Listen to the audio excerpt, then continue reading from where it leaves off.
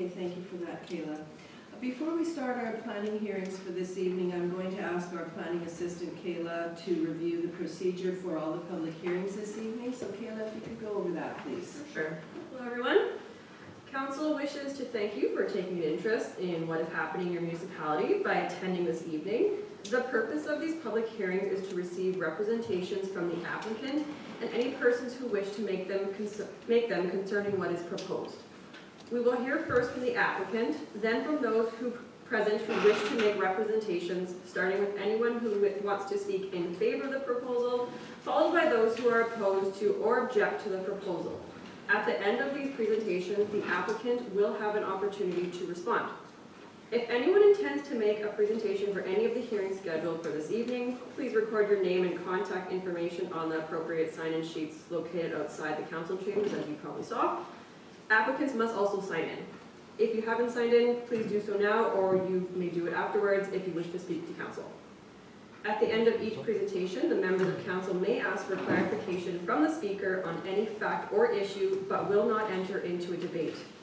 Persons speaking must address the chair, and they must also state who they are, name and address. If they have any questions that they think the applicant should answer, they should raise them in their presentation to the chair. The applicant will have an opportunity to respond to questions when the other presentations are finished. Thank you. Thank you for that, Kayla. So with that, we will start our planning hearings, and the first thing I need is a resolution to move into a planning hearing for conditional use. Resolve the regular meeting be adjourned and the public hearing be open for conditional use 20 of 2023. Can I have a mover, please? Councillor Strang, Councillor Spicer seconds. Any discussion?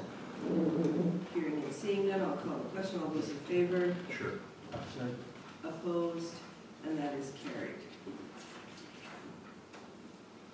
Oh, sorry. Okay, I will now ask the planner to go over the application for members of council and the audience. Good evening, council members. The first item tonight is a container use application, CU 20-2023. The address is St. Peter's Road, number 407510. The intent of this application is to allow a garden suite and mobile home uses in the AR agricultural restricted zone. This is the container use table. It shows what subject property is zoned and the residential neighborhood and what the applicant is asking for, the garden suite and the mobile home. This map shows the subject site and the surrounding context. And this is the subject site plan as submitted to RPD. It shows the garden suite located to the far east, and the proposed single family dwelling for future residents to the guests here. For council's consideration, the intent is to establish a garden suite which is going to be the mobile home on the subject property zone AR, agricultural restricted. Both the garden suite and the mobile home require container use approval from council. The garden suite is considered an accessory structure to the primary dwelling. The proposed garden suite will house the property owners, dependents, parents, or while the owner constructs the primary residence on or before fall of 2024. Since the garden suite will be developed before the primary structure, a variance will be required under BO 74/2023, which we presented here tonight. Aside from the laws laid plan requirement from the RM, other commenting agencies generally have no concerns with the application.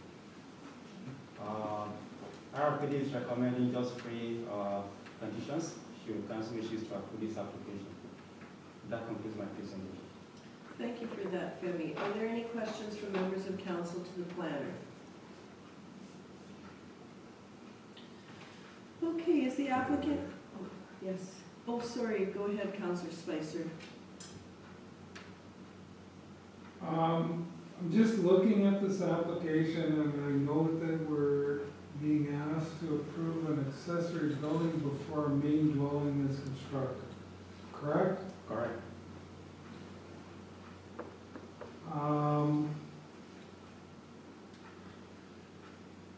Is it customary to put a time limit on a conditional use to ensure that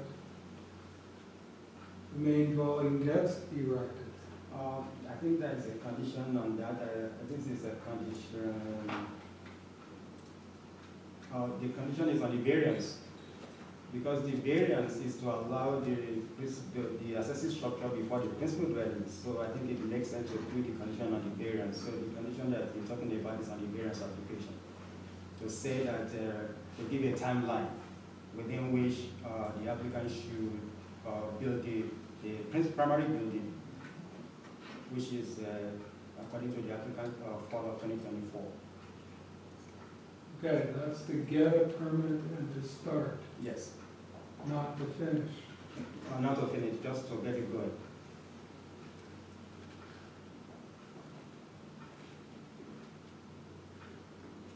Okay, so would it not be a smart thing to consider a time limit on the conditional use?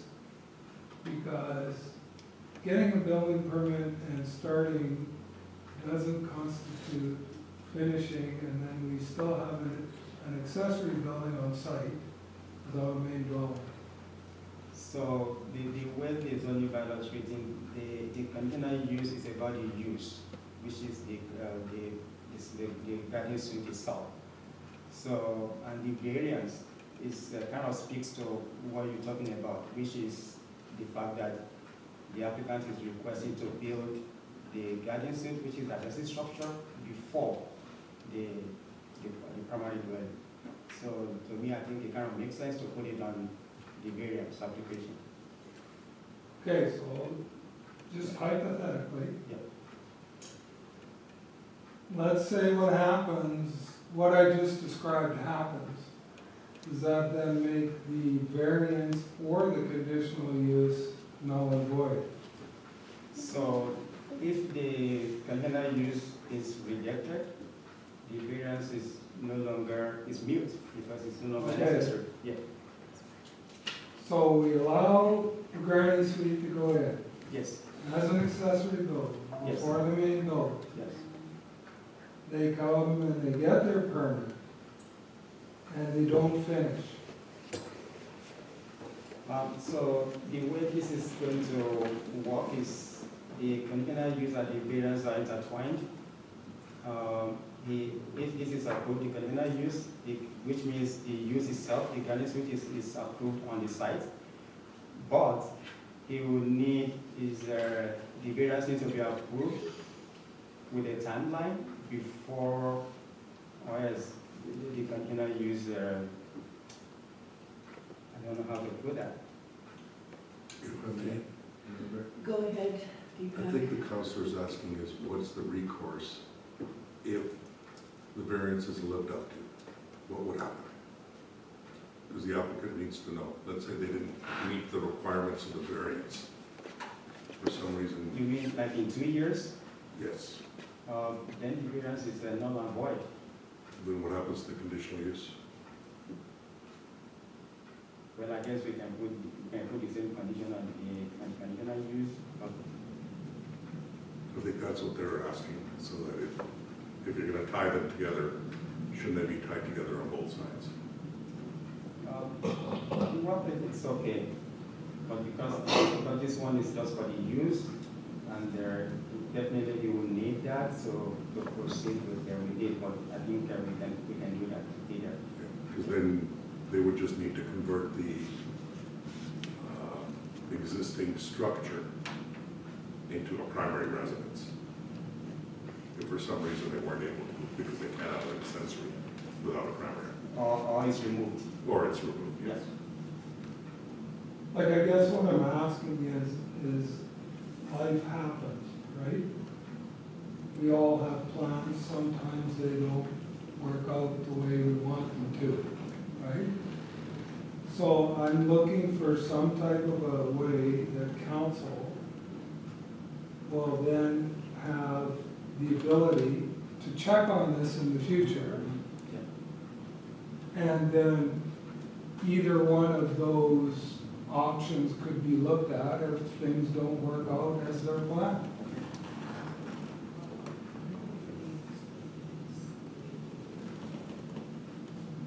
Yes, so it's up to council, from what I'm hearing from the planner, that council could, with the same requirement of the conditional use. We can put the same condition, yeah, on the, Okay. on the Perfect, 39. thank you. Okay, I believe that the applicant is in the audience. Brandon Sutherland, do you have anything that you want to add to your application at this point in time? Thanks, Madam Mayor. No, I'm just here to answer any questions from council or from any residents that have any concerns with the development that we want to do. Okay. Derek Hall or Carla Hulls, are either of them in the audience this evening? No. No, okay.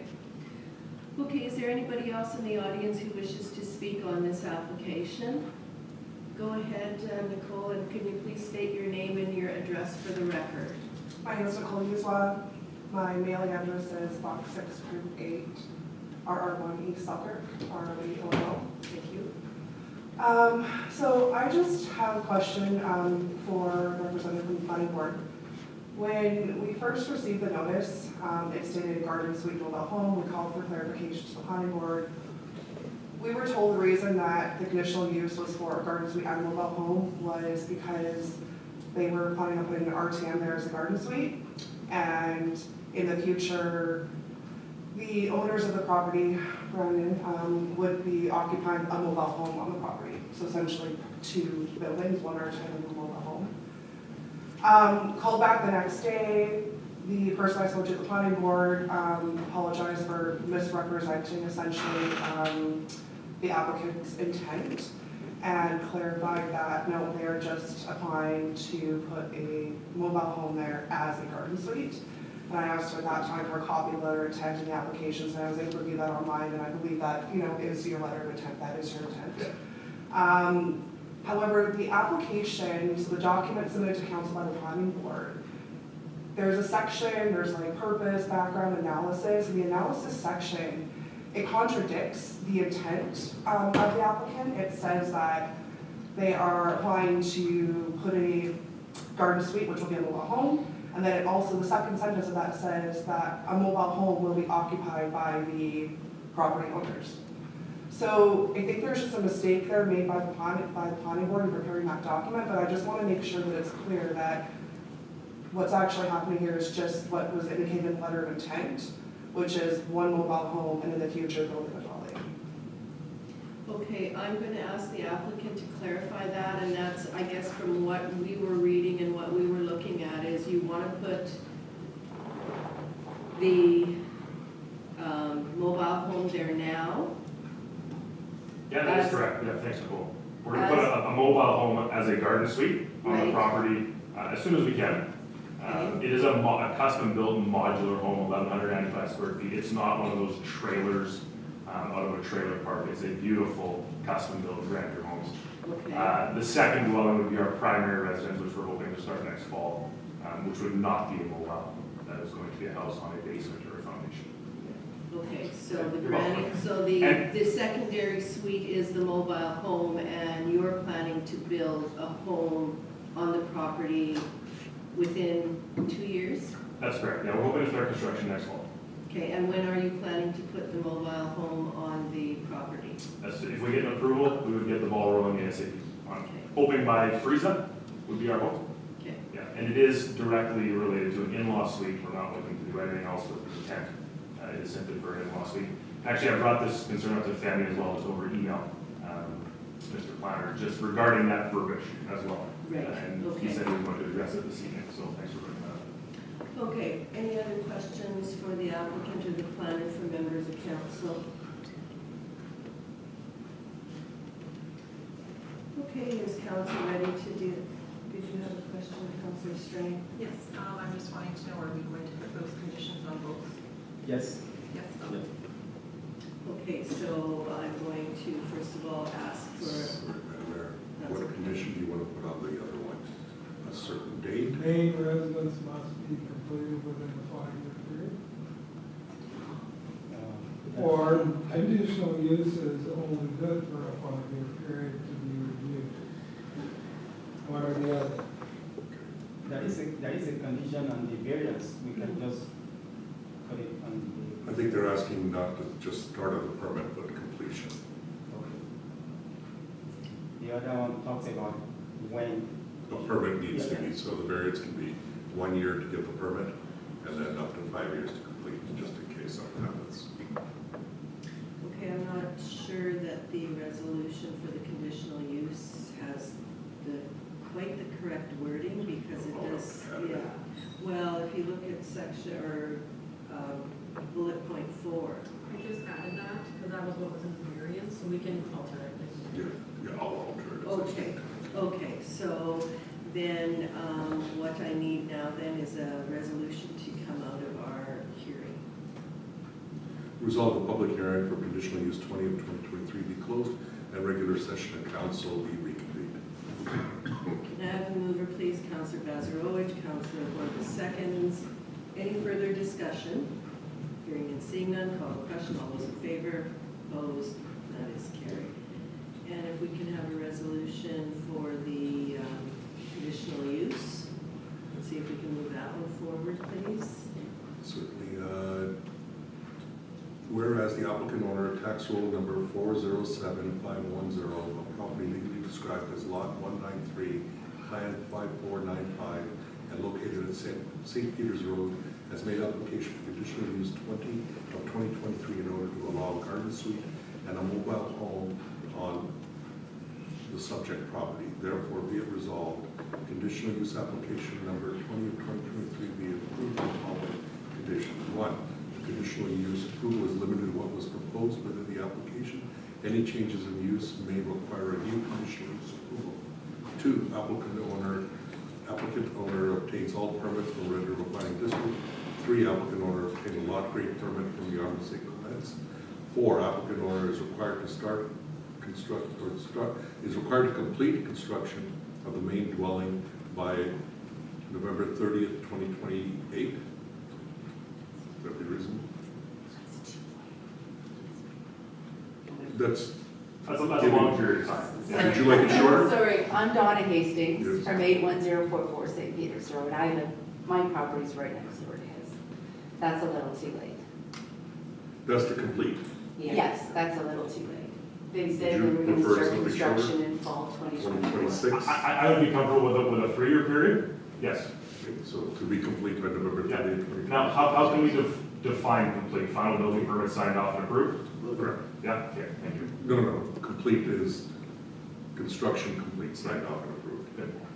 Such as, there's no occupancy of single-family dwellings. It would be the final inspection. Very good. Thank you. And that can happen. Sometimes you can go multiple years just receiving all the final approvals. And that's the intent here. If the applicant's owner wants to complete it sooner, they have all the purpose in the world. But this protects it, from what I'm understanding council's trying to do, is if the construction doesn't happen, then the conditional use is no longer valid.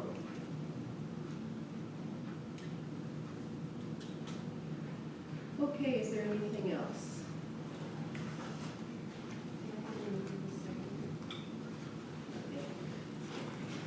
Okay, so the resolution has been read, so can I have a mover, please? Councillor Sutherland, second. Councillor Spicer. Any further discussion? Hearing and seeing none, I will call the question. All those in favor? Opposed? And that is carried. Okay, so that finishes conditional use number 20 of 2023, so we will move on to variations. The first one we have is 66 of 2023, and if I can have a resolution to move into variation board, please. Resolve the regular meeting be adjourned and the public hearing be open for variation order 66 of 2023. Can I have a mover, please? Councillor Horwath, Councillor Spicer seconds. Any discussion? Hearing and seeing none, I'll call the question. All those in favor? Opposed? That is carried. Femi, if you want to walk us through variation 66 of 2023, go ahead, please. The variance application bill 66 2023, the address is 15 Evergreen Place, road number 725917. The intent is to vary the east side yard from the required 15 feet minimum to 5 feet. front yard from the required area to 25 feet minimum, and the unit area of 1924 square feet maximum from the required 800 square feet. For a proposed accessory structure on the subject property zone SR is not residential. This is the variance request table. It shows what the subject site is zoned, what the zoning bylaw requirements are, and what the applicant is asking for. For the front yard, the minimum required setback in the zoning bylaw is 30 feet, the applicant is asking for 25. For the side yard, the minimum requirement is 15, the applicant is asking for 5 feet. And for the size of the accessory structure, the maximum is 800 square feet, the applicant is asking for 1924. Subject sites and surrounding area. This is the site plan as submitted to the RRPD. It shows the existing house on site. It shows what is being proposed in terms of size and setbacks. Cross section of the applicant's proposal and the floor plan.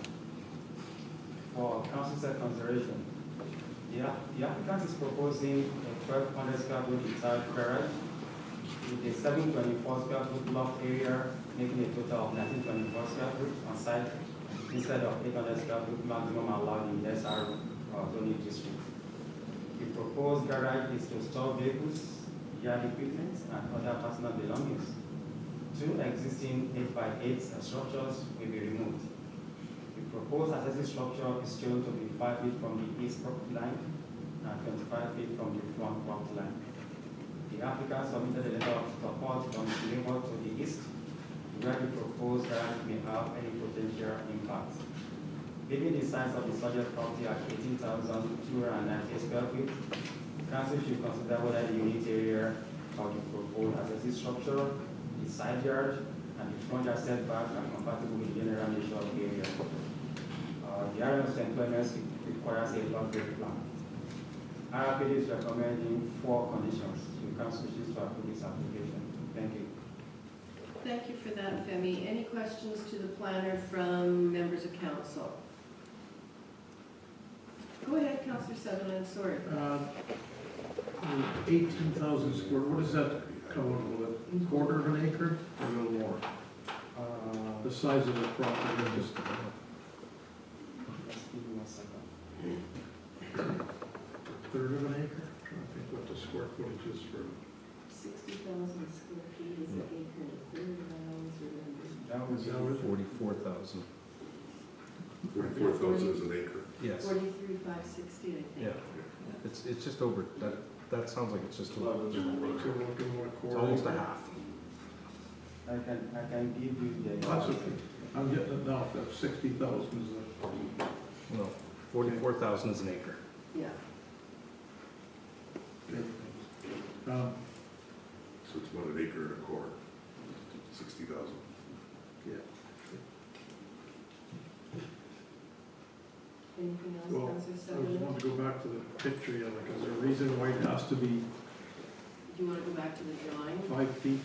Femi, Instead can of you go 50. back to the drawing? Just give me 1 second. That one, I think. Okay, and I think your question is to the applicant, but we'll Yes, let the like- applicant speak first, and then we can ask that question. Anybody else have anything for the planner? Okay, the applicant is in the audience this evening. Okay, I guess, state your name for the record, and I guess the question that has come up is, why do you want it that close to the property line? Like, is there a reason you want it that close? Well, the way that the cul-de-sac is angled, it's gonna end up, our garage is gonna be like in the center of the side yard. So if we were able to pull it back, then we would be able to still come up to the 25 feet or 30 feet off the frontage. Whereas if we have to go off of where the cul-de-sac is the closest point, then we're at like 40, 45 feet. And it's just kind of taking like a good chunk of the side yard out.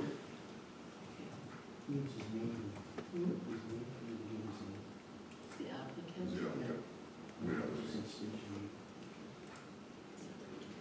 Okay, just, Does that clarify it for you?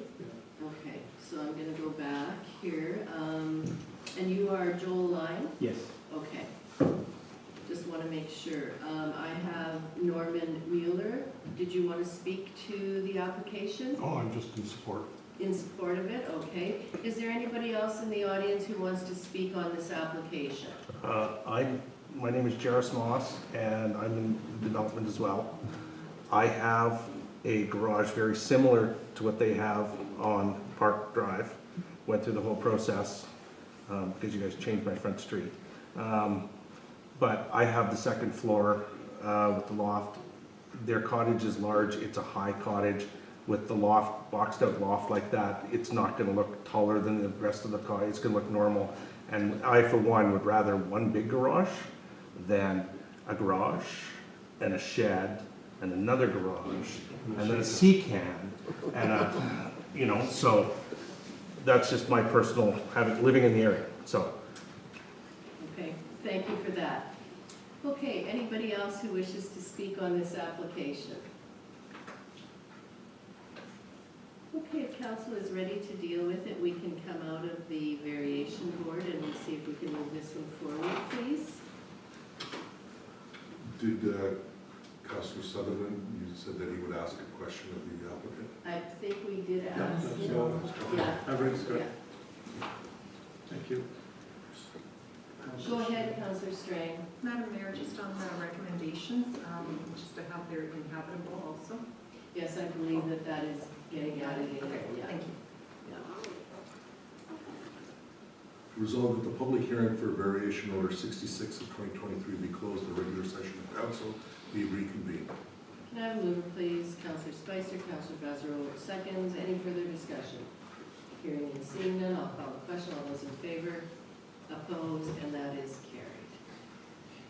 Okay, if council is ready to deal with this variation, I will ask for the variation resolution, please. Whereas applicant order tax roll number 725917 legally described as lot 13, block 3, plan 16978 and located at 15 Evergreen Place B, has made application of variation order number 66 of 2023 from accessory front yard 30 feet to accessory front yard 25 feet, from accessory side yard 15 feet to accessory side yard 5 feet, accessory unit area 800 square feet to accessory unit area 1,924 square feet maximum. Purpose, this application is to vary the unit area, the side yard, and the front yard setbacks for the proposed accessory structure on the subject property. Therefore be resolved that variation order number 66 of 2023 be approved with the following conditions. 1, the variance is limited to what is proposed within this application. Any changes in use, replacement, or future additions may require a new variance approval. 2, applicant order obtain all required permits from Red River Planning District. 3, the proposed accessory structure is to be used for personal storage only. 4, applicant order obtains a lot grade permit from the Arma St. Clements. And 5, the proposed accessory structure cannot be as habitable space.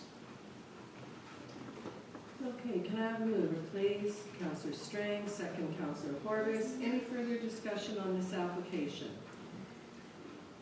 Hearing and seeing none, I'll call the question. All those in favor? Opposed? And that is carried. Okay, moving on, we are now at variation 67 of 2023, and if I can get a resolution to move back into variation board. Resolved that the regular meeting be adjourned and the public hearing be open for variation order 67 of 2023. Can I have a mover, please? Councillor Horvis, second. Councillor Strang. Any further discussion? Hearing and seeing none, I'll call the question. All those in favor? Opposed? And that is carried. And Femi, this is 67 of 2023. If you could walk us through that one, please. The variance application BO 67 of 2023, the address is at Granby Road, road number 258-100. The intent is to reduce the required site area for proposed lot 1 to 13.933 acres minimum, and proposed lot 2 to 66.067 acre minimum from the required 80 acres. Within the AAT agricultural zone, this is part of the conditions within the approved subdivision S23-2998. Variance request table shows what the subject site is zone A80. The minimum lot area in the A80 acre zone is 8 acres. And the proposed lot 1 and 2 did not meet the lot area requirement in that zone. Subject sites and the surrounding area submitted application map as per X23-2998. It shows that the two lots being created, proposed lot 1 and residual lot. For council consideration, the proposed site areas did not comply with the St. Clements zoning bylaw 2002-8 agricultural zone. It is important to note that the subdivision application has been approved by the St. Clement Council and the RRPD board. Thus, the approval of this variance application will ensure zoning bylaw compliance. There were no concerns from all the commenting agencies. RRPD is recommending approval subject to just one condition. Thank you.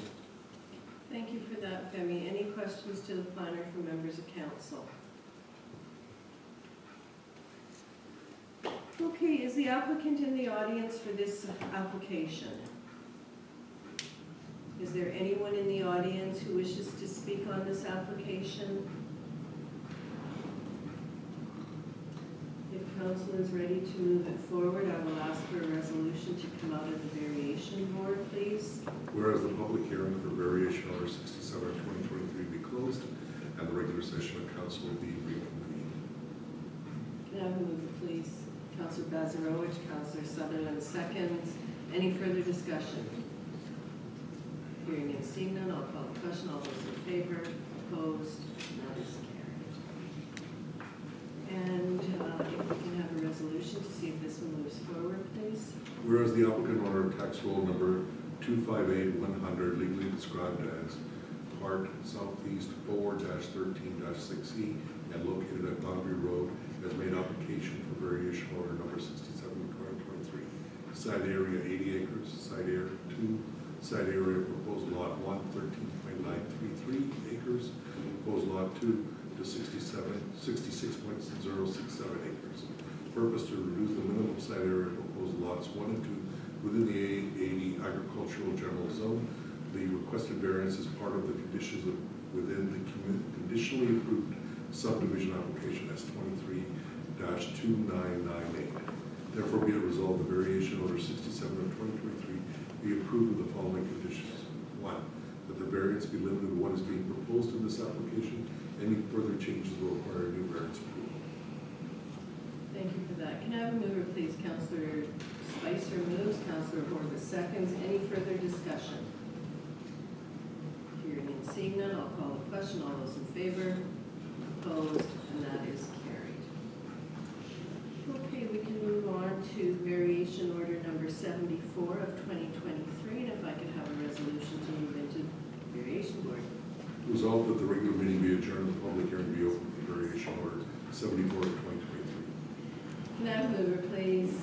Councillor Strang, Councillor Horwath seconds. Discussion. Hearing and seeing none, I'll call the question. All those in favor? Opposed? And that is carried. And Femi, if you can walk us through variation 74 of 2023. Variance application PO 74-2023, the address is on St. Peter's Road, road number 407510. The intent is to allow an accessory building to be constructed before the principal building in the AR agricultural district zone. Variance request table shows what the applicant is requesting and what the zoning bylaw requirements are. Subject site and the surrounding area. Applicant's site plan, just like I shown before, it shows the proposed garden suite and the accessory structure, and it shows where the location of your principal dwelling is going to be built in the future. For council's consideration, the intent is to establish a garden suite on the subject property zone here, agricultural restricted, which is considered an accessory structure. Section 3.2.2 of the zoning bylaw is to ensure that accessory structures are not established on site in perpetuity without a primary structure. According to the applicant owner, the intent is to construct the primary dwelling on or before fall of 2024. Container use 2023 presented earlier tonight will allow the establishment of the garden suite on the property. The property is currently vacant. There are no other variance requests associated with this subject proposal, and there are no concerns from other government agencies. RRPD is recommending approval subject to, RRPD is recommending just four conditions of approval. The council wishes to approve it. Thank you. Thank you for that. Questions to the planner from members of council?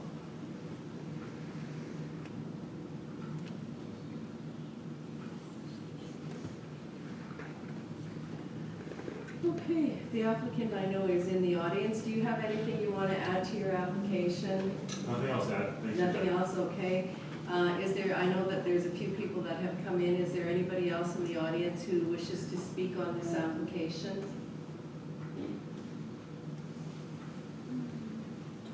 Okay, go ahead, Councillor Spicer. Can I please request that we add same wording for a recommendation as conditional use 2023? Madam Mayor, Go ahead. I think, Councillor, it might be redundant because you're taking care of it conditional use. And so in Okay. here, you just need it for when to start. The other conditional use is when it stops. Okay, perfect. As long as we got it covered. Okay, anything else? Okay, if I can have a resolution then to come out of the variation board, please. Resolve the public hearing for variation order 74 of 2023 be closed in regular session of council be reconvened. Can I have a mover, please? Councillor Corbis, Councillor Bazarowicz, seconds, discussion. Hearing and seeing none, I'll call the question. All those in favor? Opposed? And that is carried.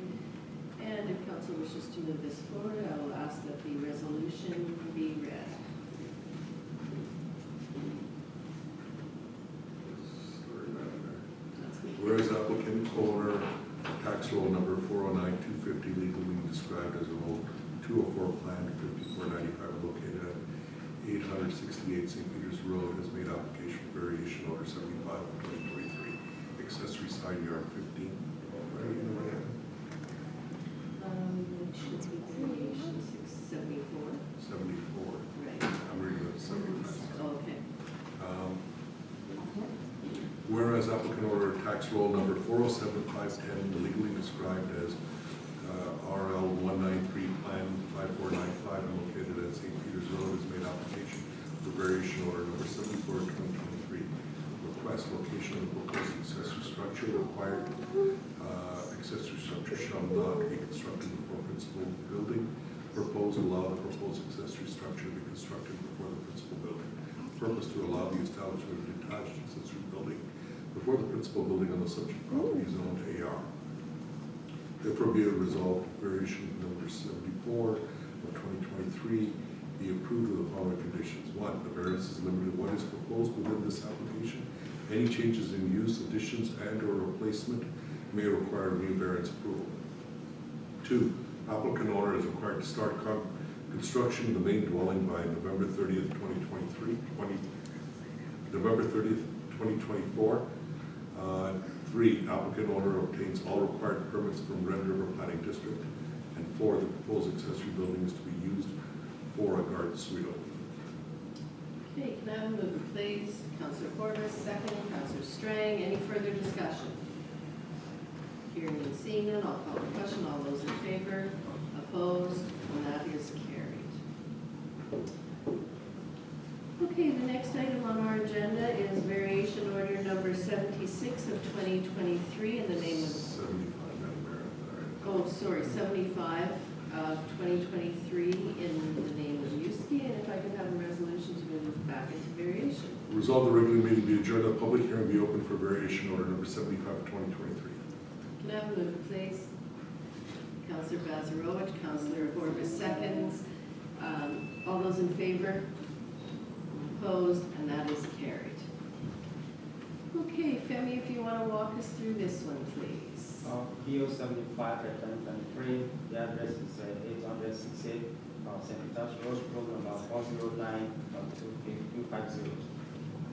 The proposal is to increase the unit area of the required, from the required 1280 square feet maximum to 3,000 square feet maximum. And and the side yard from the required 15 feet minimum to 10 feet minimum in the AR residential zone. Variance request table shows what the zoning bylaw requirements are and what the applicant is asking for. Subject site and surrounding area. The applicant's site plan shows the existing shed on site, which will be subject of this variance application, and the future proposed dwelling on site. For council's consideration, the applicant is maintaining an existing 3,000 square foot shed with a reduced side yard of 10 feet on site. The subject property is part of the subdivision applications X092252 and S192836, which created the subject lot from an existing parcel. The subject site was created with an existing shed without a dwelling, which ought to have triggered a variance then. Thus, the variance request is for the maintenance of an existing situation, which shouldn't be an issue. Council should consider whether the requested variances and the maintenance of the shed is compatible with the general nature of the area. There are no concerns from the commencing agencies. RRPD recommend just 3 conditions. Council wishes to approve this application. Thank you. Thank you for that, Femi. Questions to the planner from members of council? I'm not seeing any, and I know that the applicant is in the audience. Do you have anything that you want to add to your application, Mr. Yuski? No? Okay. Is there anyone else in the audience who wishes to speak on this application? Like I say, I know a few people have walked in since we started, so I'm just wondering if there's somebody else that wishes to speak on this one. Okay, it doesn't appear that there is, and if there are no further questions from council, I will ask to have a resolution to come out of the variation board, please. Resolved that the public hearing for variation order 75 of 2023 be closed and regular session of council be reconvened. Can I have a mover, please? Councillor Sutherland, Councillor Spicer seconds. All those in favor? Opposed? And that is carried. Now, if I could have the resolution to move this forward. Whereas the applicant owner of tax roll number 409-250, legally described as RL 204, plan 5495, and located at 868 St. Peter's Road, has made application for variation order 75 of 2023. Accessory side yard 15 feet to accessory side yard 10 feet, accessory unit area 1,280 square feet to accessory unit area 3,000 square feet. The purpose of this application is to vary the unit area of the side yard setbacks for the maintenance of an existing accessory structure on the subject property. Therefore, be it resolved, variation order 75 of 2023 be approved with the following conditions. The variance is limited to what is proposed on this application. Any changes in use or placement of further conditions may require new variance approval. Applicant will obtain all required permits from the River Planning District. The existing shed is to be used for personal storage only. Can I have a mover, please? Councillor Borges, Councillor Vanderloy seconds. Any further discussion? Hearing and seeing none, I'll call the question. All those in favor? Opposed? And that is carried.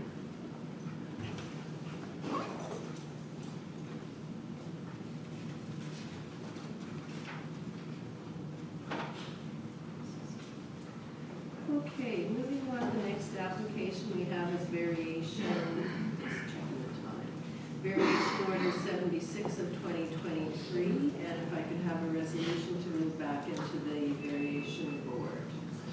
Resolved that the regular meeting be adjourned and the public hearing be open for variation order 76 of 2023.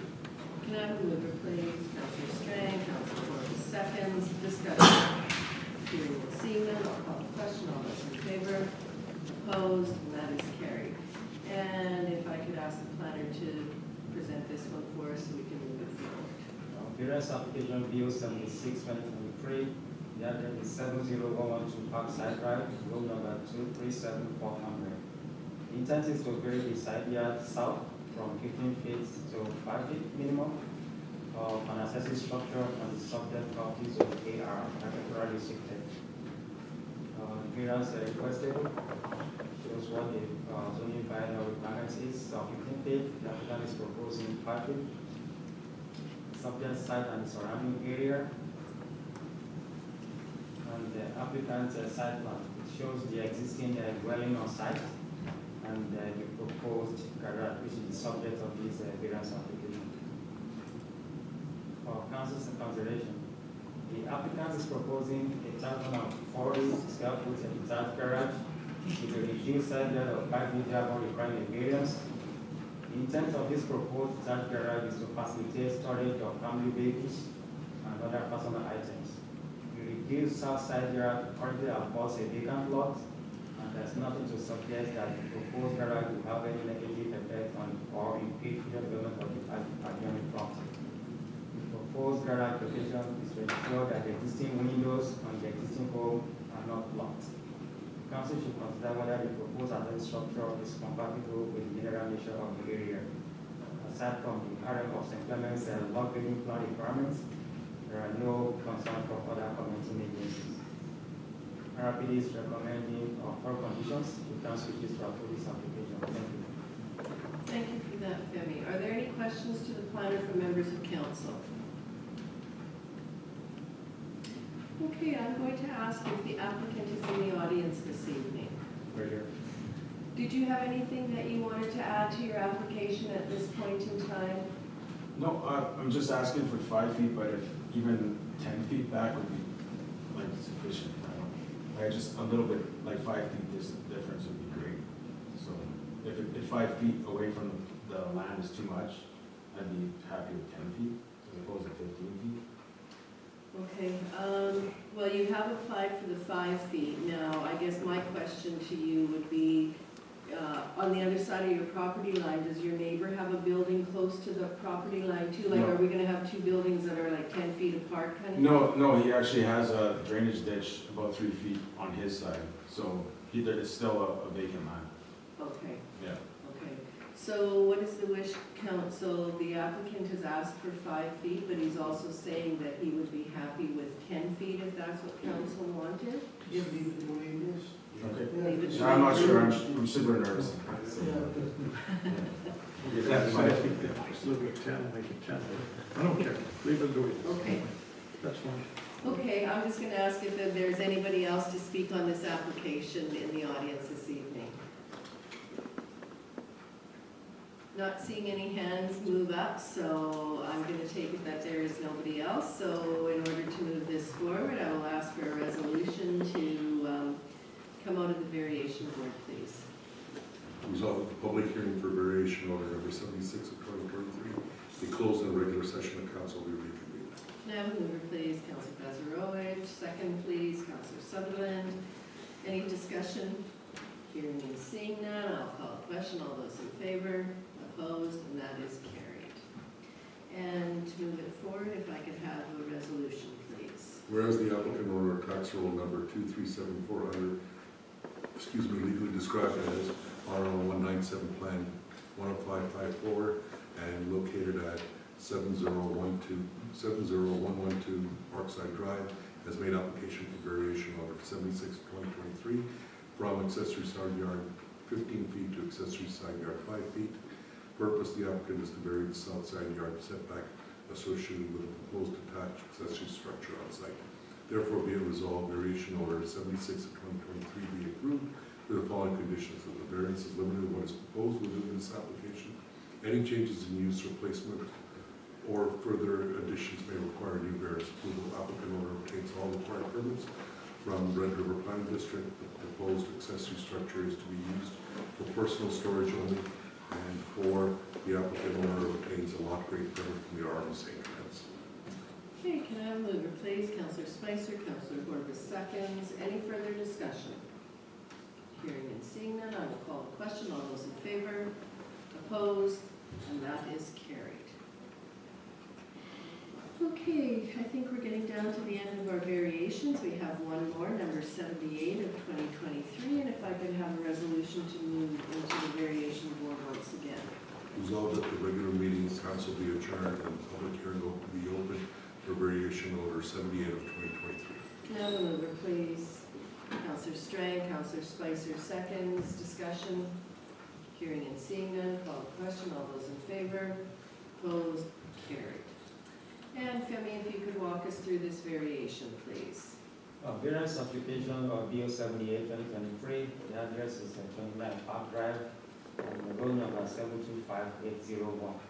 The intent is to upgrade the corner side yard from the required 15 feet minimum to 8 feet minimum, and the rear yard from the required 10 feet minimum to 3 feet minimum for an accessory structure on the subject property zone SR, seasonal residential. Variance requestable shows that what the zoning bylaw requirements are 18 feet for the side yard, the applicant is proposing 8, and that's it, and the rear yard, the applicant is proposing 3 instead of 10. Subject sites and surrounding area. And this is the subject site plan. It shows the existing building on site, and it shows the proposed garage location, and it shows the 2 existing sheds on site.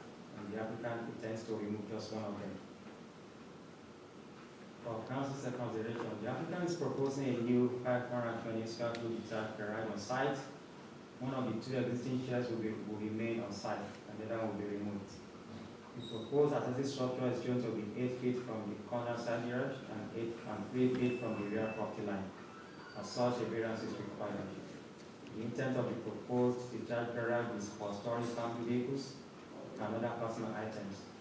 The reduced corner side yard abuts Park Drive, right of way to the south, and the rear yard abuts a public reserve to the east.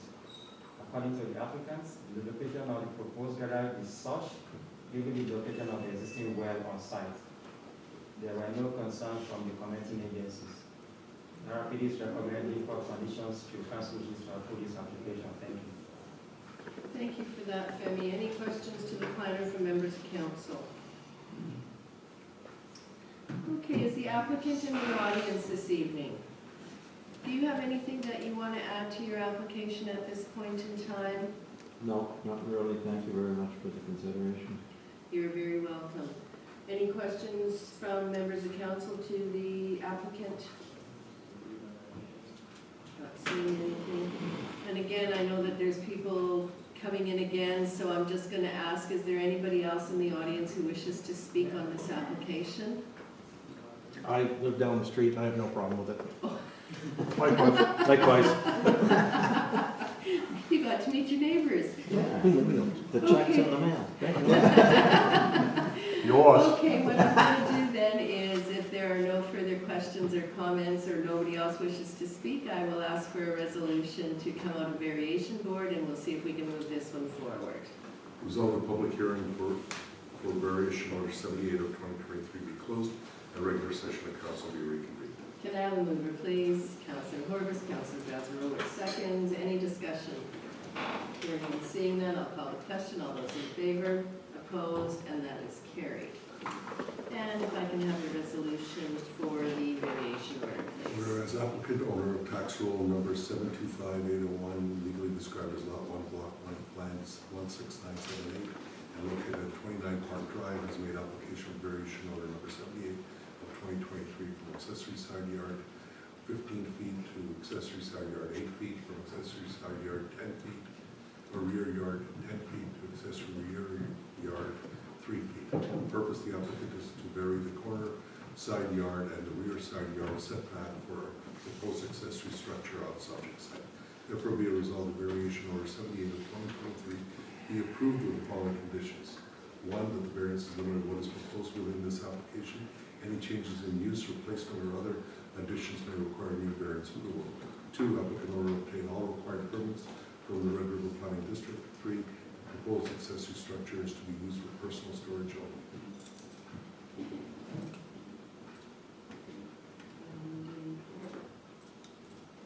It's up to council, would you like me to add to that? Oh, yeah, that didn't show up in my, sorry. 4, applicant owner submits a lot grading plan to the satisfaction of the RSA comments.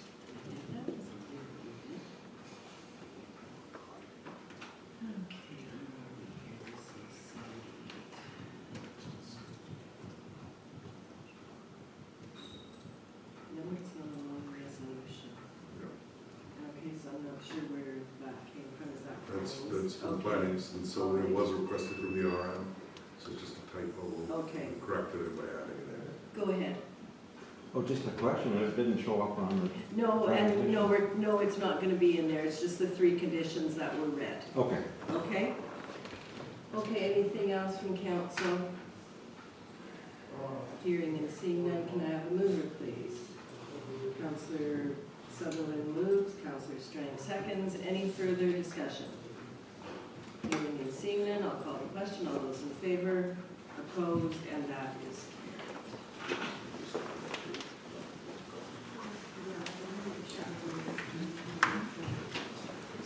I know, as I was looking at that too.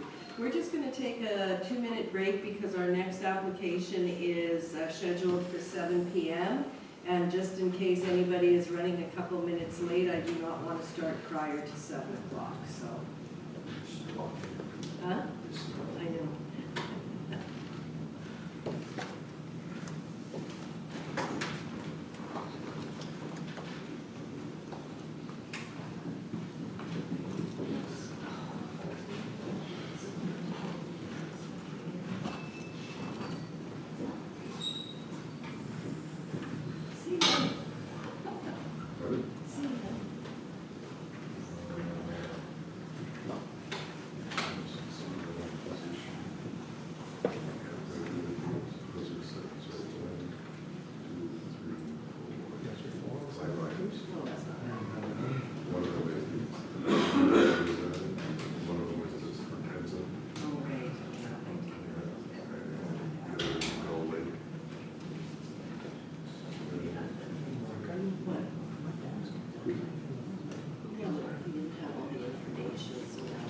Change the date now.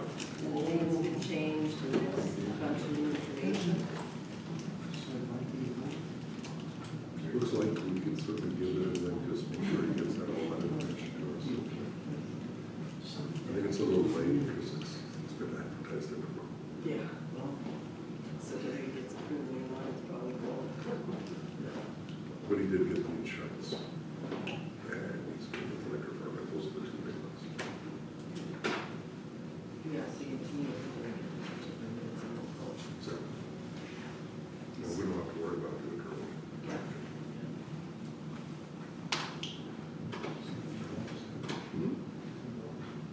No, actually, he commented on it. And basically said he has all his paperwork in order. The money's going to Grand Beach and GMR, not GMCC. That was a mistake. Which makes sense, it's contributed both communities.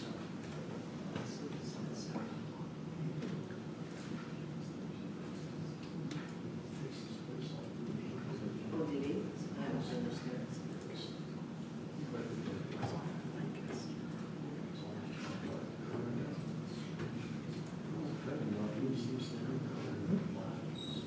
Yeah, to me, I don't like that, all that black all the time. Yeah.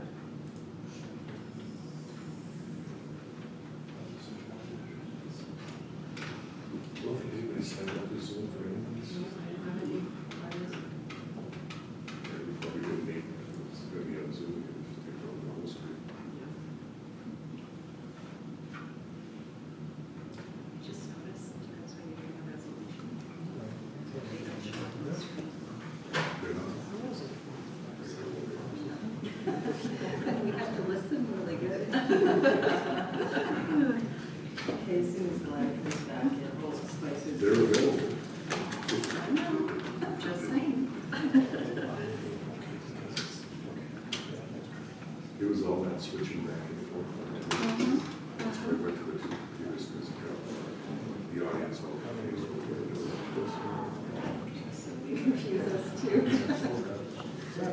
We'll figure something out. Next time I'll present for the year, then you can see all the rest. You're the mayor, switch seats. No, she's still. I don't know what they are.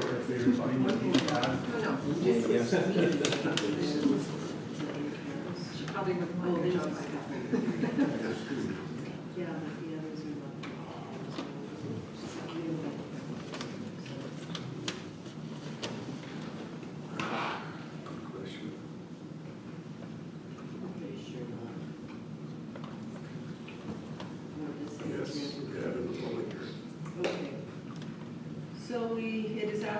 7 now, so I will call the meeting back to order, and I will ask for a resolution to go into public hearing for subdivision file S23-3008.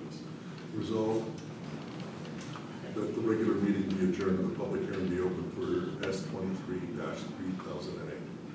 Moved by Councillor Corbus, second please. Councillor Strang, any further discussion? Hearing and seeing none, I'll call the question. All those in favor? Opposed? And that is carried. Okay, Femi, I will ask you to walk us through this one, please. Subdivision application S23-3008. The address is at 4579 Edison Highway, road number 31700. The intent is to subdivide an existing parcel to create 3 proposed lots of varying sizes between 1.56 acre to 4.77 acre in the RR residential zone. This is the subject site and the surrounding area. This is the subdivision application map. It shows the 3 lots that have been proposed lot 1, lot 2, and lot 3. Summary of subdivision table. It shows proposed lots 1 and 2. Zoning bylaw requirements are in the RR zone. The minimum lot area is 60,000 square feet, and the minimum lot weight is 198. The applicant is proposing 4.7 acres of proposed lot 1, 2.76 acre for lot 2, and 1.56 acre for lot 3. Lot weight variances will not be required as per section 3.31.1.3 of the Settlement zoning bylaw because there are no alteration to the existing lot width. RRPD analysis. The subject proposal meets the general intent of the general development policies of the RRPD development plan and the zoning bylaw. The proposal is compatible with the existing neighborhood character and development pattern, most especially with existing lot sizes within the immediate vicinity. Proposed lots are located within the regular corridor, the designated area. Therefore, each lot will be serviced by a holding tank. Aside from the general requirements from Valentius, Manitoba Hydro, water licensing, and the RM, other commenting agencies generally limited any concerns. RRPD is recommending approval subject to 4 conditions, as listed in the report. Thank you. Thank you for that, Femi. Questions to the planner from members of council? Go ahead, Councillor Bazarowicz. It says on here that it can be serviced by holding tanks. Is there sewer not available here? That comment is from the Manitoba Environment. So if there is sewer, though, should that not read holding tank or sewer? If there is sewer, that is not a condition. It's just a requirement from them. So, but if there is sewer there, then it kind of nullifies that comment from environment.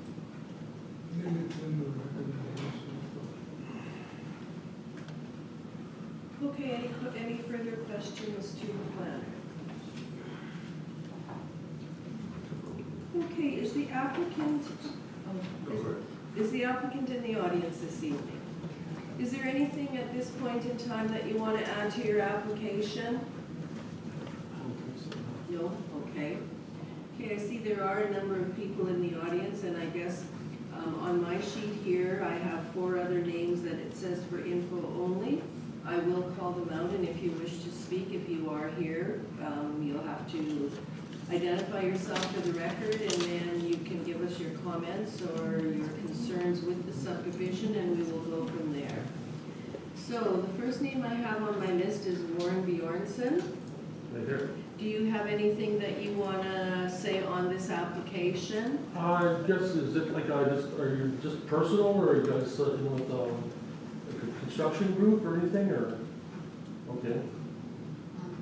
And I guess, I don't know, I live 2 properties beside it, and there's a roadway towards the railroad tracks. I would not like that cut off, like I don't want to plunk in a house there, basically, because 2 properties, one backs into the railroad track, one towards Henderson, and there's a new development on the road right up to the border of the property.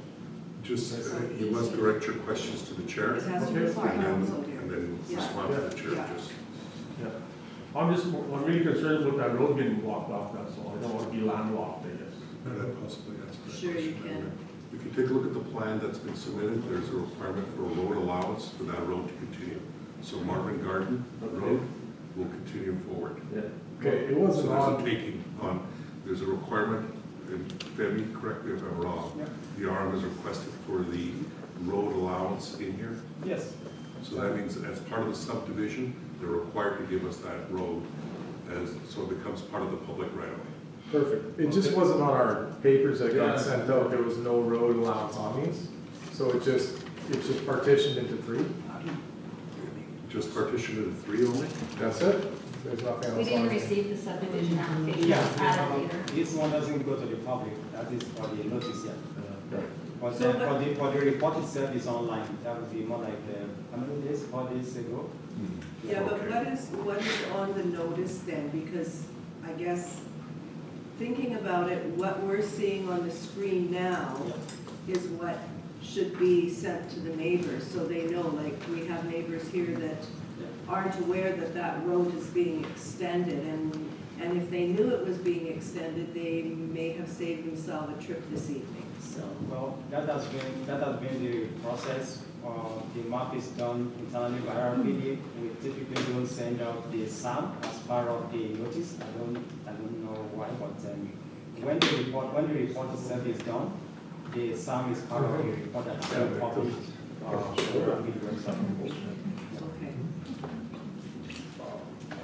Okay, so the road will be continuing, and I believe that that is one of the conditions that is on this subdivision, if it were to be approved, that the applicants give that road or build that road to municipal standards, is that the way I'm it's just worded? checking to see what the requirements are.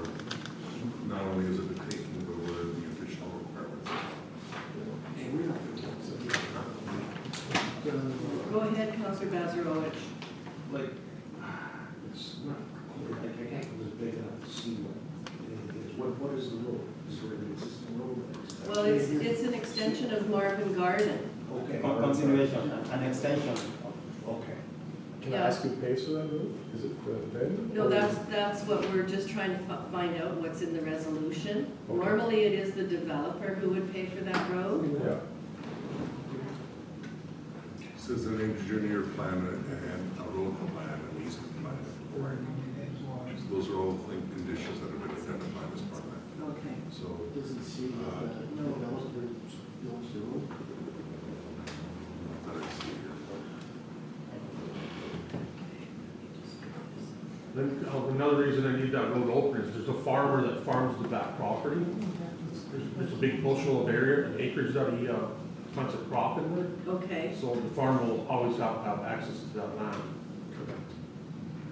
Well, realistically, they would have to build a road because those two block parcels Yeah. cannot get access. They need to be off of an all-purpose, all-weather road. Yeah. And so, right now, the road ends at their property line, so they would have no way of entering the other properties unless they were off of a road. Yeah, that was our concern for So sure. the road will be required as a requirement to extend that portion. The piece of paper I got, it kind of almost looks like a flagship property, right? Right.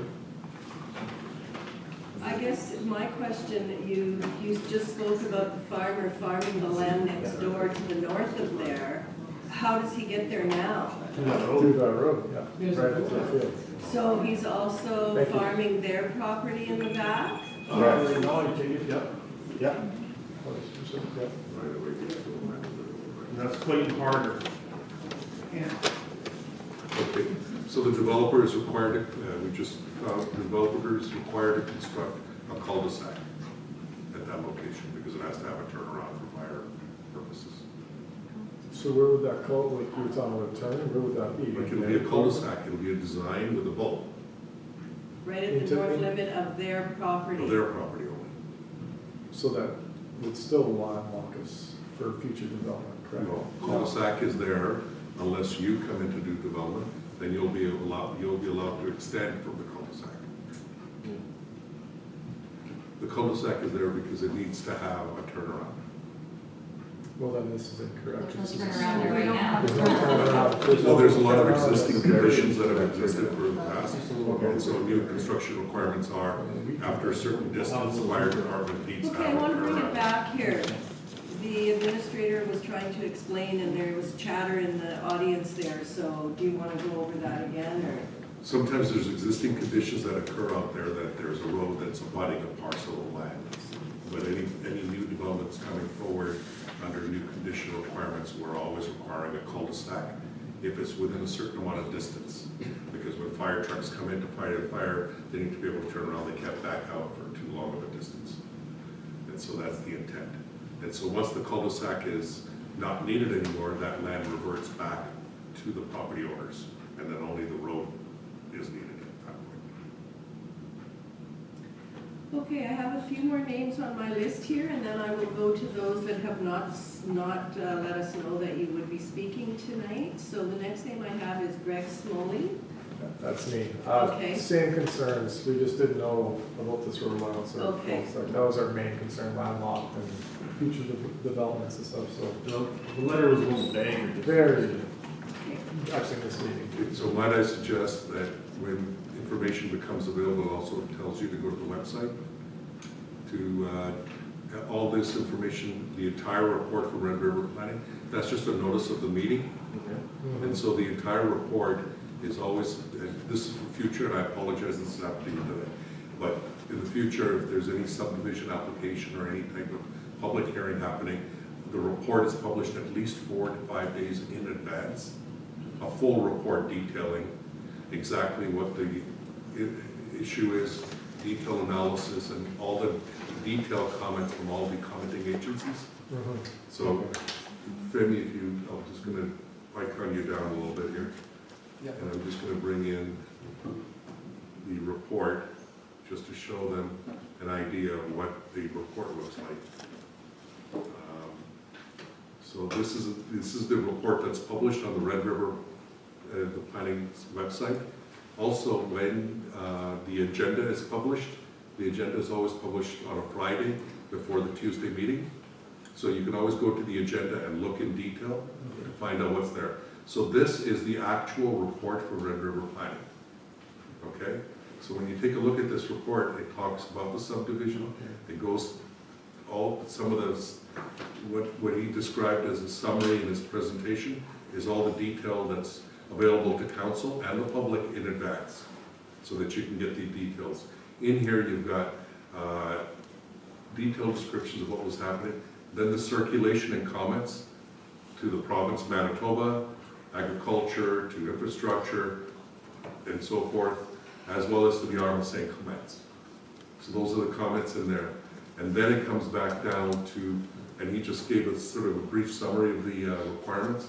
Then it comes down to talking about what the municipal services are, how it should be done, and then the recommended conditions. And if you look at these conditions, there's a lot of conditions on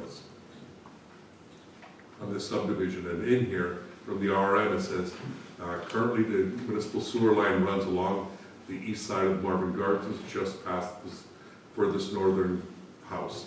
So we know exactly where the sewer line is and where they'll be required to connect. The proposed right-of-way needs to align, so it's telling you the proposed right-of-way needs to be aligned to the existing road right-of-way coming south off of Dunning Road. This road right-of-way also needs to be wide enough to accommodate a cul-de-sac as per the RM servicing standards. And it also recommends that this road stub the developer builds right there, that this road stub that the developer builds is paved to the RM servicing standards. So it can't be just a gravel road. It must be paved, meeting the standard requirements like. Because that road's not paved already. It is paved, barely paved. Yeah. Considered paved. Very paved. It's considered paved to RM standards. Yes. Oh, all right. Okay, so I think we've got that, and I'm looking at the actual report now too, and I think what the neighborhood got was just the first page of the submission that our CAO was talking of, and that is the public hearing. If you want to scroll up to the top there, Deepak, so everybody can see it. It doesn't show the road. No, it doesn't show the road, and it really doesn't even show the lot lines or the proposed lot lines. It's just the subject property, so. Exactly, it's just a public hearing notice. Yeah. So the intent of that is just to say this meeting is happening. Right. So the intent of the RPD is for people to go on the website for this, to be time to kind of go read the report itself. Yeah, I think that we'll have to have that planning a discussion about that because it's not, it's quite vague, I'm gonna say, and perhaps some of these people wouldn't have come out tonight if there was more details shown on the public notice. So that's something. I checked the site as soon as I got the notification and there's nothing on there. So I didn't know it was only 4 days before the meeting. Well, that's our meeting agenda is usually 4 days before the meeting. We usually publish it on Friday for our Tuesday meeting, so. It's the provincial standards are 72 hours in advance. We usually do it by. I'm just saying it doesn't say in that letter 72 hours before. Can I make a motion, or have one of the council members to make a motion to No, add? I'm not done with the public sorry. hearing yet. I'm sorry. I've got to keep going here and do this in the proper fashion. So I have a couple more names on my list here. The next name I have is Paul Cornelson. Yeah, I'm here. Same concerns as I've been brought up. Okay. Anything They've else been- anyone they've been add? addressed, no. Okay, thank you. Andre Ledette. Hello. Yeah, I just, same questions as everyone, but the sewer, who's responsible for paying to push the sewer through to those 2 existing lots? Who pays that? Developer will. The developer does all that as well? Okay, thank you. Okay, and I know that there's a few people in the audience that haven't spoken yet, so I will ask if there is anyone else, and I see there is, if you could just identify yourself for the record, please.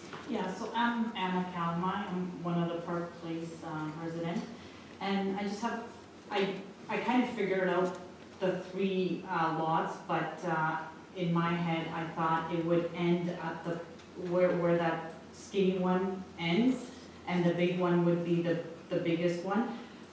So my first question is, why is that line of the first lot, the resident one, why is it so long? Why is it like 7 lots in? Yeah, go ahead. Just. We could certainly look at asking the applicant to speak to that, but first, when you raised your hand earlier, you have to be recognized by the chair. That's why I couldn't answer you. So the property owner has rights. Whether they're a developer or a property owner, when they go to split their property, they can decide to keep as much for themselves as long as they meet the requirements. So in this case, the existing parcel, they're keeping as the long lot, which is not requiring, as Femi's presentation, it's not requiring any variances because it was an existing condition, and they chose, and the other 2 lots meet the requirements to do a subdivision, so they're not going for variances. So they have the right, as long as you're within the law, within the regulations, you can make them that big. Okay, yeah, that's fine, that answers my question. So the follow-up question to that, and then I have one more, is that there will be a building on that first residence coming from Henderson, and they're gonna use the lot. There's an existing building there. Okay, but not livable from what I've heard. It'll be torn out. Okay, so my follow-up question is, will that building be in line with the Henderson buildings, with the other 3 buildings that are there, like our next door neighbors? I'm just concerned them putting a building right in my backyard. If they go further in, like if they go 500 feet away from Henderson and they plunk a building right in our backyard, I'm concerned with that. Go ahead, Femi. So the applicant here is only required to meet the minimum front yard, and if that is met, you can place your building wherever you want. Yes. So they There's a can front go, yard and rear yard and side yard requirements, and that's all they have to do. but I thought there was, you had to stay in line with the other housing.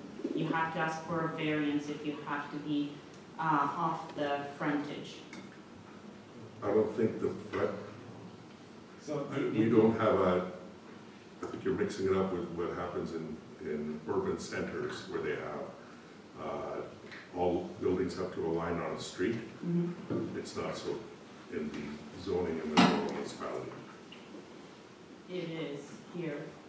I've attended a meeting for that here before, that you have to ask It's- for a no, it's- variance. If somebody's asking for a variance to be closer to the front yard Okay. than what they're required, then you can take into consideration what's already existing. So can I ask what the plan is? How far out do you guys want to build? You can ask, but I don't know if the applicant's obliged to tell you. Okay, can I ask the question? Madam Mayor, so Go is the applicant ahead. prepared to tell them where you plan to build your house? Like you said, to the applicant, you said you were going to tear the building down that's existing there, the old home. Now, have you plans at this point in time for building a new home there? No, not at all. So what is the plan for that lot? That's something that you're gonna have to talk to the applicant about. We're Okay. just dealing with the subdivision. So can I ask a follow-up question? That lot used to have 40 abandoned cars in there, or more, and even more garbage. Is that something that's being planned for the lot again? Yes. Again, that's something that the applicant can only answer. I But don't. again, Madam Mayor, if I could. Yeah, go ahead. I'm not aware that we have any. This is not something that can be debated at a subdivision level. If there is something that's being done on property that's a bylaw infraction, it can be dealt with as part of a bylaw infraction. As So part of the there- subdivision, we cannot get into discussions on how the building is going to be constructed, where it's going to be constructed, or if anybody has a right to impose, neighbors have a right to impose on other neighbors where they can build. Okay. Those are all private property rights. So how many vehicles can you have on a lot that are not registered? Good question. Remy? Four, maximum. 4 vehicles. Otherwise, you would have to come for a variance, then there'd be a public hearing, then they would have to answer those questions. Okay, so I'm going to move on, and I'm not sure if there is anybody else. I do not have any more names on my list, and I'm just going to ask one more time. Is there anybody else in the audience who wishes to speak on this application? If you could state your name for the record, please, sir. Doug Cooley, Okay. and I was wondering, the road that runs along by the railway tracks, is it going to continue on through that land that we're going to build? Yes, sir. That's what we talked about, Marvin Garden Road. Yeah, it's going to Will continue. This is right here. If I can, oh, wrong mouse. If I can show you right here, you see Okay. my mouse? Like, let me, Yeah, I can see, that's good. yeah, it's right here. Okay. That's the extension of that road right there. Okay. And how far is it going to will it keep going? Only on their property, that's it. The That's next- it. The next person that comes to subdivide will have to build the road and expand. Is there any plans on running that road further down like the councils? We can't, we don't build roads on people's private lands. No, but like, you must have an idea of something that you would like to have. Is there anything like that? The hope is that if you take a look at the map of the entire area, yes, there's always, connectivity is always a big concern, and we look at that on an ongoing basis. So the intent would be to continue Marvin Garden Road going, in this case, north. Yes. As necessary, and then we'd have to take a look at where the other intersecting roads are and so forth, but it's always dependent on subdivisions. If somebody comes forward, the RM doesn't go in and build the roads, because we would have to then do expropriation and take away land, and most residents don't prefer that. And he will be liable for building that road further down. He'll be required, not Yeah. liable. Yes. Okay, that's good. Thank you. No, he'll be required to build the road only on his property. Yeah, yes. Yeah. Okay, anyone else? Go ahead, sir, can you James just? Gooley, I was just concerned about being landlocked with the Okay. road and if it was going through. And I'm sorry, I didn't catch your name, sir. James Gooley? James Goody. James Gooley, okay. Thank Okay, you.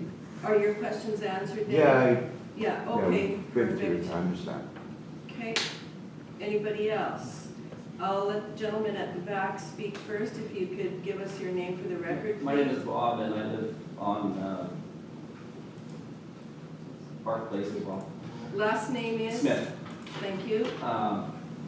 One concern I have, and I don't know if this is answered in here or not, so with that property that runs and that's really long and skinny, what would be the application of the landlord or whatever if they want to build on the back side of their property a driveway?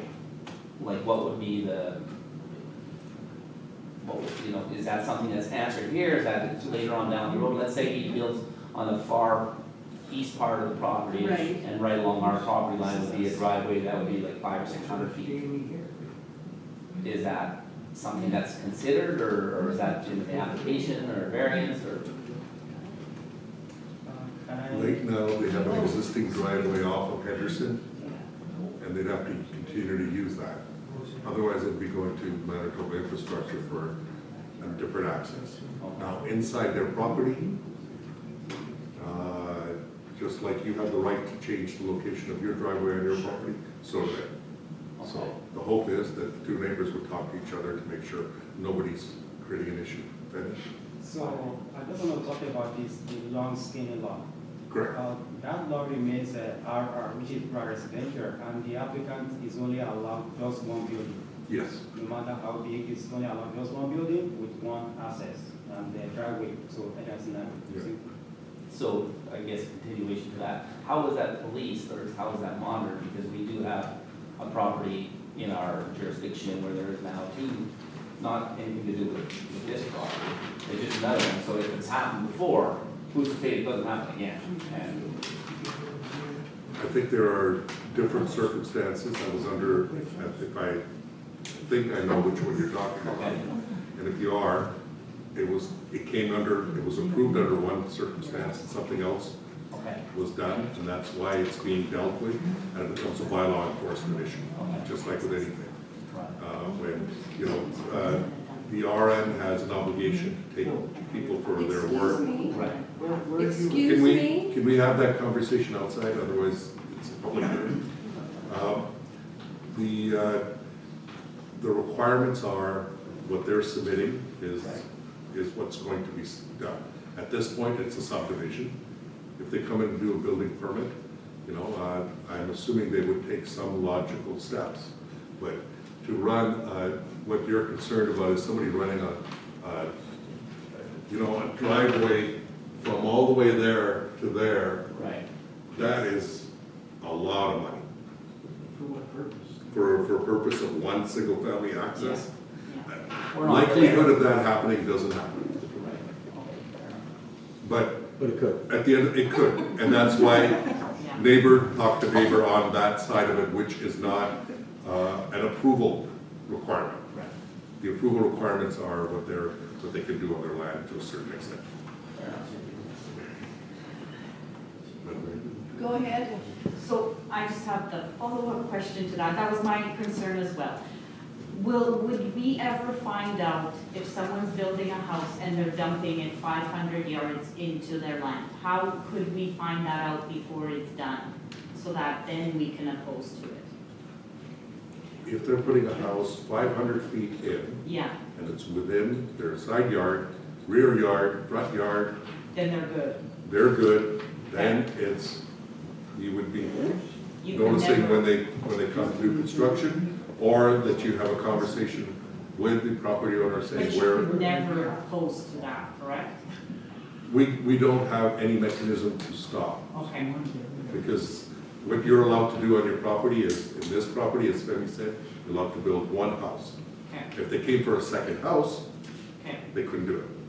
If they came to do You're allowed one house and you're allowed 3 accessory structures. Two accessory structures. So if you have more than 2 accessory structures, you have to then come for an approval, then it's a public hearing. Okay, last time I'm gonna ask, are there any further questions? Go right ahead, sir. Robert Zerschnig, I live at 153 Park Place, so second in from Marvin Gardens. My question, first of all, just wanted to add, can I put a motion forward, have a council member put a motion forward to add a notation on any future notices to the public to refer to the website within 72 hours of the meeting so that we know that you can refer to the website to get more detailed information?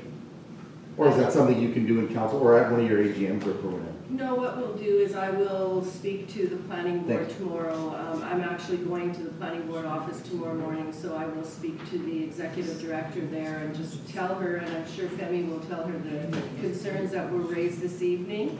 And I will also talk to her about it and hopefully we can get that resolved. So, just hang on a second, Madam Mayor, if I Yeah. could just bring this up. So, it says, for more information, please contact Red River Planning District. So that's when the public notice goes out. Subdivisions, public hearing. This is available on Red River Planning's website as well, isn't it? Your reports? Yeah. When do they get published on the Red River Planning website? More than a week before. So more than a week before. So there are 2 places that the report gets published. So one is at the Red River Planning District website, which is redriverplanning.com. Then there's the RM website, which is the public hearing notice just before the public hearing occurs. And I read that entire report. You know, just something, when you get it in the mail, you know to refer to it 72 hours or whatever the time constraints are. So we need to make some change right here, the content, to tell people to go to the website to see it further, yes. Yeah, and I think that's, I'm just looking at the notice too, and I think maybe there's a way that we can put it a little bit more prominent right on the first page so that to direct people to the website, either RRPD's website or our website, so. So I did read that expanded version, and I believe there was one area of that expanded version that did say that some of the parcels were non-compliant with some of their, with some of the distances. The one parcel, which is the long skinny one, but it's the existing parcel. They're subdividing 2 new, 1 existing. My concern would be, I'm not naive, we back onto that lot, so we have the farmer's field that we look at. I'm not naive, I know that in the future it's going to be developed. But the way these lots are conformed, I think that would hamper any kind of future development. Like ideally, you'd want Marvin Gardens to extend and then maybe loop back to Henderson Highway and have all the houses kind of conform or be uniform to the neighborhood. But the way these lots are, that's going to be a problem for in the future because the middle lot, which is number 2, or the second lot, would now be landlocked. Like I don't know what the access would be. But that's probably nothing we can speak to. Ideally, this road, Marvin Gardens, as you can see from Dunning Road, up there in the north, is a road taking, but a road wasn't built there. Correct. So that road taking and this road should align at some point to create a proper road infrastructure. Looping it back towards Henderson wouldn't necessarily be the proper solution. Now, a property owner can come in that goes out and buys 3 of those properties and buys the long skinny one and turns that into a road. They can come in and make that presentation. Then we would take a look at it and see, does that conform and does it work well as a road infrastructure in the RM? So the problem we have is because these long skinny parcels that exist in the RM, there's been some consideration taken. So when subdivisions come in, whether they were now or 20 years ago, little bits of road taking get taken so that you can eventually build the roads to connect those. Right, and preferably like when we bought our lot in 06, like the 3 landowners on Henderson, they subdivided their lots. So they created some kind of uniformity off of Park Place. So that's, it's unfortunate that the landowners to the north didn't get together and then create that kind of gridded neighborhood, but I can appreciate that's between the landowners. My other concern is going to be, and I don't know whether this is a forum or not, but the residences that go into those properties, is there a developmental agreement or is that part of what we're talking about here now, or is that for later? Like how do we, it's not multifamily dwellings, it's homes or residences that are restricted to certain square footages or architectural controls for the neighborhood as well? Or is that, do we speak to that here or is that later on? And who polices that? Architectural controls are usually developed by developers. That's Okay. usually on many parcels. When you split a lot, one or two parcels coming off of it, you're not going to be able to get that. So there are development agreement requirements for Okay. doing the road, making sure the infrastructure is put in place, and all those kinds of things that they're responsible for. But that is something which you would get as part of a larger subdivision. So if you look across from outside here, there's a large subdivision that was developed. It was done by one property owner. Now that property owner can develop architectural controls and designs, and then that can be put into it. But in this case, it's just So there would be no restrictions as far as what kind of building they would put there? As far as other than appearances and... No, there wouldn't be, you couldn't say, you know, must be green stucco, that's architectural controls. Correct. Yeah, Like couldn't do it. what's happened to us on the corner with the commercial building that was put there against the architectural controls when we built in our subdivision. Next to 153? Correct, the corner. Which is the building you're talking about? It's to the one directly to the east, the square building. I was at a meeting about 8 years ago and the council member called it a commercial building. 55? No, we're at 153, it's the one. You're at 153, so the one. I guess what I'm 159. trying to guard against is the same thing occurring again, and I'd like to see residences go in there, and I don't know whether this is the form or not, but residents, 159. Residences that go in that are going to conform to the neighborhood, I guess is what I'm getting at. And secondly, if there is a developmental agreement with who polices when those houses get built, and when we bought our lot, we had a developmental agreement, we signed with the developer, but now after their 5 years, they're gone in the wind, and we still have vacant lots and stuff that's going on in weeds that people haven't built on 17 years later. Development agreements stay with the land, and when the person comes for a building permit, the Red River Planning District reviews and looks for the development agreement to make sure that the requirements that were as part of the agreement have been registered on title. If they are, they're required to do it. As in anything, if you've developed architectural standards, you can only do it on your own lands. And the one right next to you, it doesn't have to conform to those architectural standards. Well, it It's had not to like when a it was community. built. It would have had to when it was built. Not only if it was within those architectural, if it was part of the requirements within those architectural standards. We have our original developmental agreement that we signed with the owner, and You none- didn't, but did they did too. 159? Everybody in the whole parcel when we purchased had the same agreement. Correct. That was a Oh, sorry, neighborhood. Pardon? That was a neighborhood, not a city. Yes, a neighborhood, yeah. Sorry, Deepak, can you go back to the zoning map? I just want to show. Oh, zoning map? I will stop sharing, I want to show something. There was 10 lots at the time. Do you want to take control? Is that what you said? Yeah. Okay, I'll like that. Sorry, I'm sorry if I'm sidetracking here. Yeah, kind of we are. 'cause, Yeah. Yeah, we still have a few other things to do. I understand. I just didn't know whether the developmental agreement would be part of Yeah, this no, discussion. We'll take a couple more minutes and then we're gonna have to move on, I'm afraid. That's fair. So I think the neighbor is talking about this particular neighborhood, which is more like a larger subdivision. Exactly. And when you get larger subdivision, there will be a development agreement that talks about design standards, architectural elements, things like that. But when you're doing just one lot, which is zone RR, you are only limited to just one building, and you can do whatever you want, provided you meet the setbacks. So I guess there's no control over what kind of building goes in there is the answer. Correct. On this property? On this property, yeah. So On they those can- three properties. They can go Yes. in there, take out the farmer's field and just leave it dirt for 15 years and the weeds can come up. And then now we're surrounded by 3 lots that are full of weeds. Our particular situation, we have an undeveloped lot to the west, It's been undeveloped for 17 years. You were supposed to build after 5, so we're 12 years past that. And I have to call bylaw to cut down the 4 feet of jungle in there. The guy next to me's never landscaped, never graded, and now we're gonna get this on the back end as well. That's what, personally, selfish, call it selfish, but that's what I'm worried about. Yeah, I think what we need to distinguish between is the development agreement that you signed was part of a different subdivision. Correct. And only in that subdivision, now there are requirements, and then there's a requirement to try, and a process to try to enforce that. I've tried for 12 years. I know. It takes a long time to get some of these things through bylaw enforcement. Wow. Yeah, but that's what we're trying to avoid. We don't want to be locked by 3 swamps now. That's my concern. So it's selfish, I understand, but that's what I'm trying to avoid.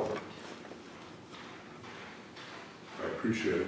Yeah, okay. Unfortunately- I can appreciate that if it's a smaller subdivision and we can't, I just understand my point, so that's really where I was going. We bought into an area. We bought into an area that has an agreement, and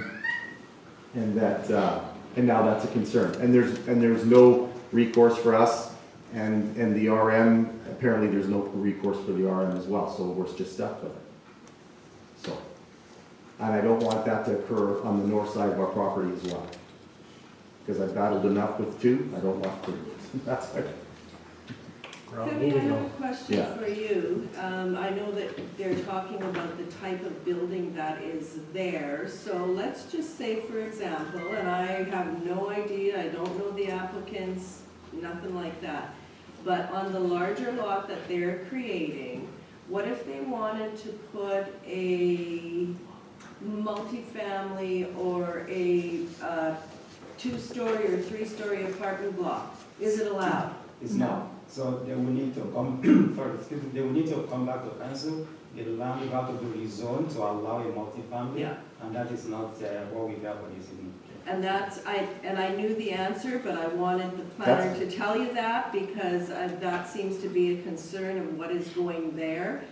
He can't just, or the applicant cannot just do whatever he wants on that property. There are still rules and regulations for him even after it's subdivided. Yeah, but he could build potentially an 800 square foot home? He could, Correct. he could. That's a concern to me, right? It doesn't conform to the neighbor, like, when we bought our lots, we signed those agreements and there was lots of rules Yeah. about how big you had to build, Yeah. what it had to look like. But see, this is I totally understand. different from what Fair. you entered into with that property owner at that point in time. So, I think everybody has had an opportunity to, oh, no, one. Sorry, Okay, go ahead, quickly, can you Tiffany- please? Yeah, Tiffany Hyde, I'm at 55, so this really affects us because we have Farmers Field to the north of us. Yeah. So there's been a talk about a developer here. I guess is this going to a developer? Are these lots going to be put up privately, or is there an opportunity is that something that You can talk to the property owner after, because what is before council now is a subdivision for 3 lots for his property. Okay. There's been no mention of selling to a developer or, 25 homes going in there if they get a couple of the neighbors to the north to agree. That there has been no talk like that. You would have to talk to the property owner. Okay. I've been using the comments developer as a generic term. Okay. As a property owner, as a developer of the land. That doesn't mean that they are developers, and they could be, I don't know. So for 2 properties going in, you're planning on doing a cul-de-sac to dead end that street? Yes, it'll look like this, like a little short stub like this, with a little cul-de-sac design.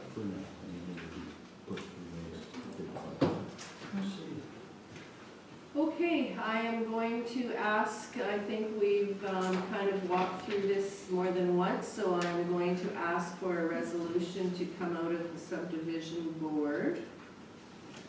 Resolve that the public hearing for S23-3008 be closed in the regular session, the council be reconvened. Can I have a mover, please? Councillor Sutherland, Councillor Spicer seconds. Any further questions? Hearing and seeing none, I'll call the question. All those in favor? Opposed? And that is carried. Okay, now I believe we still have to pass a resolution to see where this subdivision is going to go, so if I can have that resolution, please. Regarding subdivision application number S23-3008, proposal of Red Dual to subdivide all that portion of RL 276 Parish of St. Andrews lying on the west of the railway plan 1717 WLTO, which lies on east of Henderson Highway Plan 3392 WLTO, excluding all that portion of the northerly 99 feet of said RL, which lies between the eastern limit of said highway and lying down parallel to said eastern limit from a point in the northern limit of said lot distance easterly 1,320 feet from the said eastern limit of the said highway, CT 3171381/1. Resolved that council approve the said application subject to the following conditions. 1. Applicant owner submits confirmation in writing from the chief administrative officer of the municipality that 1.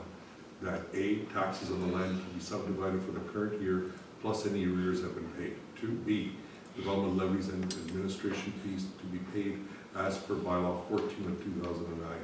C, provide a digital copy of the plan of subdivision to the Arm of St. Clements. D, an engineered drainage plan be prepared to indicate positive drainage on the property to the satisfaction of the Arm of St. Clements and ensure that the proposed property does not drain onto or impede drainage of neighboring properties. E, mandatory connection to the municipal sewer system of the existing and proposed lots. Developer to pay current buy-in costs. Enter into a development agreement to address items including but not limited to, if required. I,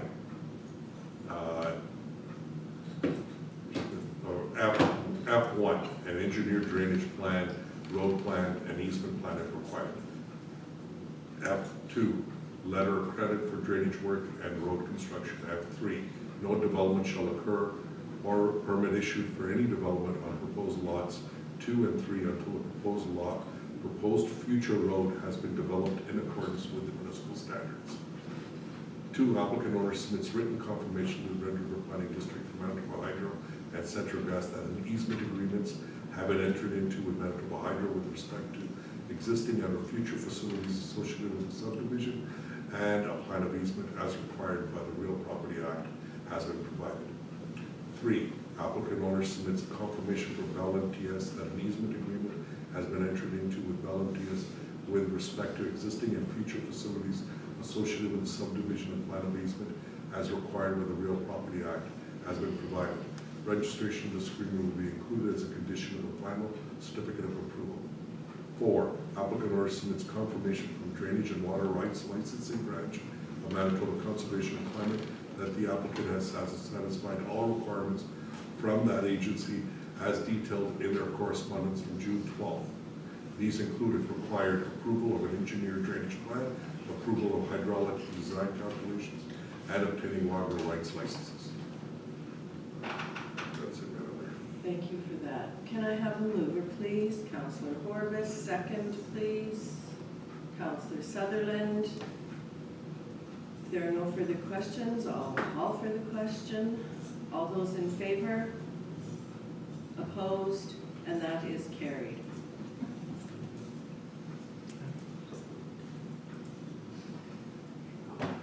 Okay, we are going to move on with a few other items that we have to discuss this evening. The next item we have is a resolution amendment. And I don't know if everybody will speak to that or if that's discussed.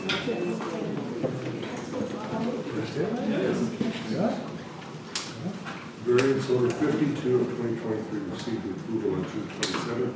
Regular meeting of Council Public Works provided initial comment that the application indicating a lot grade would be required, referencing the lot grade permit to be completed by the Arm of St. Clements. Misinterpretation between the RM and the Red River Planning occurred, and the resolution passed indicates a lot grade plan be submitted. This was not the initial request. Council passed the resolution, whereas for condition 3 from resident. We were recommending to change the condition. So whereas condition 3 be amended, therefore be it resolved, council be amended. council amend condition 3. And I'll read the condition for you, Madam Mayor. Thank you. So, whereas condition 3 of variation order 52 of 2023 be amended, therefore be it resolved, council amend condition 3, applicant owner obtained lot grade permit from the Army St. Clements as previously approved by council on resolution 2023-353. Can I have a mover, please? Councillor Corbus, second. Councillor Strang. Any discussion? Hearing and seeing none. All those in favor? Opposed? And that is carried. And I think we have one more. Same, exact same situation for variation order 58. So I'll read the resolution for Madam Mayor. So, whereas condition 2 of variation order 58 of 2023 be amended. Therefore be it resolved, council amend condition 2, applicant owner obtained lot grade permit from the Army St. Clements as previously approved by council resolution 2023-360. Can I have a mover, please? Councillor Spicer, Councillor Corbus, seconds. Any further discussion?